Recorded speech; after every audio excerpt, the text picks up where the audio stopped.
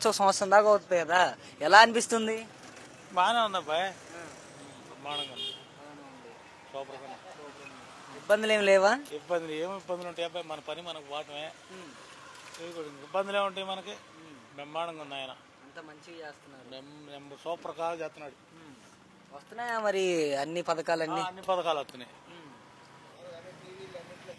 అన్ని వస్తున్నాయి అబ్బాయి.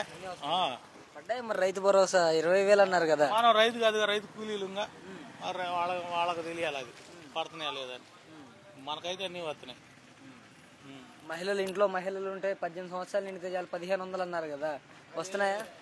ఇంకా వేయలేదు కదా, ఇంకా వేస్తారేమో, ఈ నెల వేస్తాం అంటున్నాడుగా, మరి వేస్తాడేమో. ఉచిత బస్సు సంగతి ఏమైంది మరి? అది ఆగస్టులో అంటున్నాడుగా, మరి వేస్తాడో లేదు తెలియదు. అమ్మఒడి పరిస్థితి ఏమైంది? మొన్న పెట్టారుగా తల్లికి వందనం, అమ్మఒడి కదా తల్లికి వందనం. వచ్చాయి మరి, అందరికి వచ్చాయా? వచ్చినాయి అంటున్నారు అబ్బాయి అందరూ. ప్రభుత్వం మంచిగా ఉందా? బ్రహ్మాండంగా ఉంది అబ్బాయి, సూపర్గా ఉంది. మద్యం పరిస్థితి ఏంటి? ఇంకా మద్యం ఏముంది, ఇంకా తాగటమే. పోయి షాపులు తీసే ఉంటారు ఇప్పుడు. టైం ఎంత అయిందండి షాపులు తీయడానికి? చూడండి ఒకసారి మీ ఫోన్లో టైం ఎంత అయింది? ఇదే అబ్బాయి 7 అయింది, తీసే ఉంటారు షాపులు. 7ంటికే ముందు ఇక్కడే ఊళ్ళో కొట్టుల్లోనే ఉంది అబ్బాయి, తెచ్చుకోపో కావాలంటే క్వార్టర్ అబ్బాయి, క్వార్టర్ కాదన్నా. ఇప్పుడు బెల్ట్ షాపులు పెడితే బెల్ట్ తీస్తాను తమ్ముళ్ళు అన్నారు కదా, ఏమన్నా అబ్బాయి బెల్ట్ ఎవరికి తీయలేదు మరి. మద్యం అసలుకి విచ్చలవిడి అయిపోయిందా ఇప్పుడు?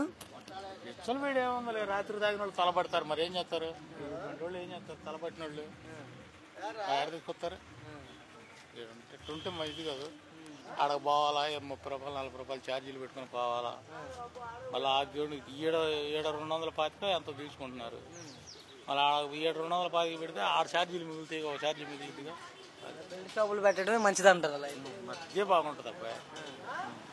నిజంగా చెప్పండి, అసలుకి కాదు, బెల్ట్ షాపులు ఉంటే మంచిగానే ఉంటుంది.